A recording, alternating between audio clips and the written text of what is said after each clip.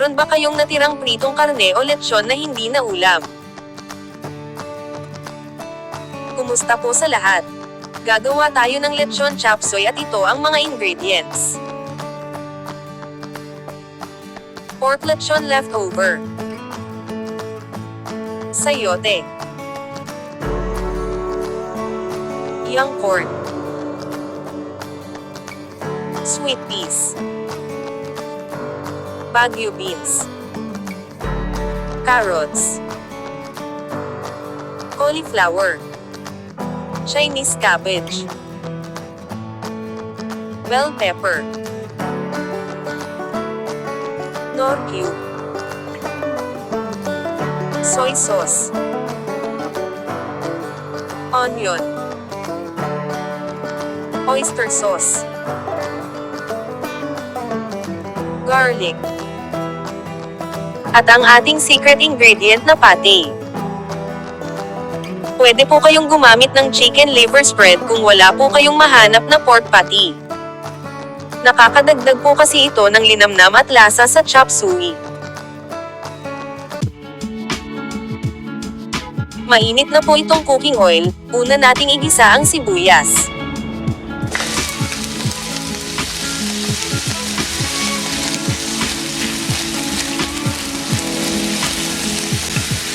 Isunod natin ang nadikdik na bawang.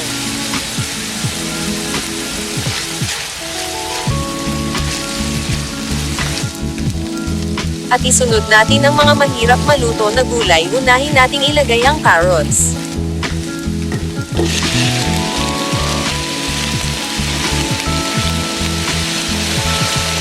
Cauliflower.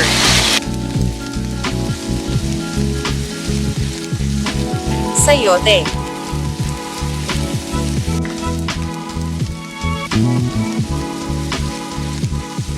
Magdagdag tayo ng katamtamang tubig para maluto ang mga gulay.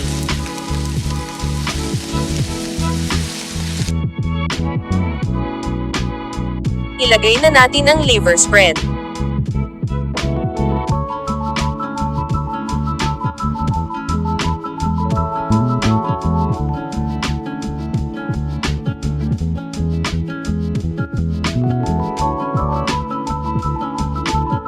Soy sauce.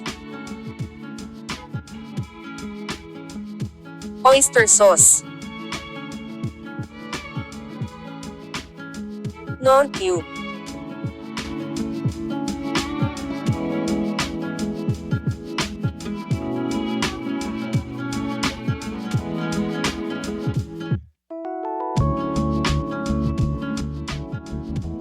Pag kumulo, ilagay na natin ang lechon.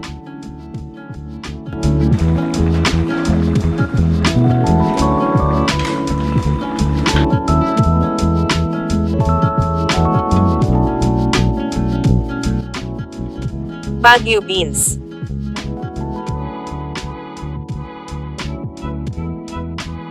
Yongcorn.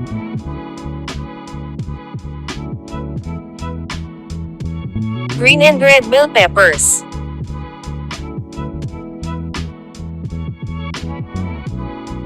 Sweet peas.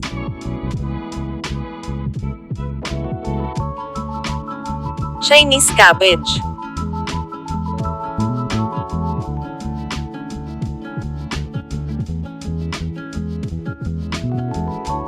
Haluin ng mabuti.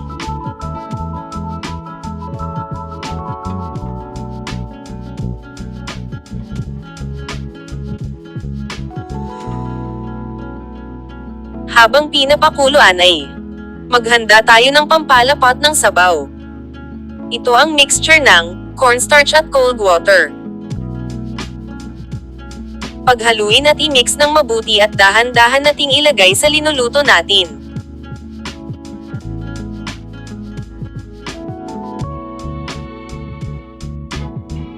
Magdagdag ng black pepper at asin, depende po sa panlasa nyo.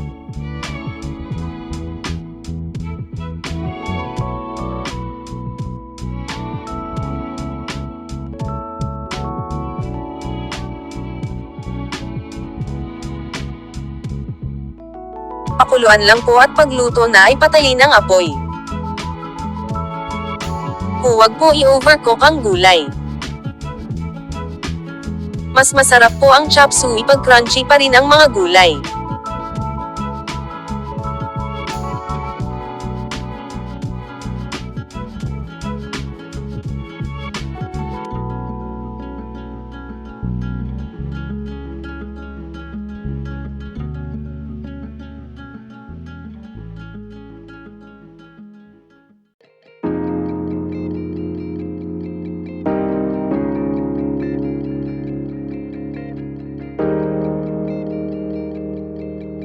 Maraming salamat po sa muli na namang pagbisita sa channel ko na Glen J. Kung hindi ka pa po nakasubscribe sa channel ko ay pakipindot po ang red button, pakilike na rin at pakipindot ang bell para lagi kang maabisuhan sa tuwing ako ay may bagong upload. Ilalagay ko po ang kumpletong listahan ng ingredients sa description box kung gusto mo po itry ang recipe na ito.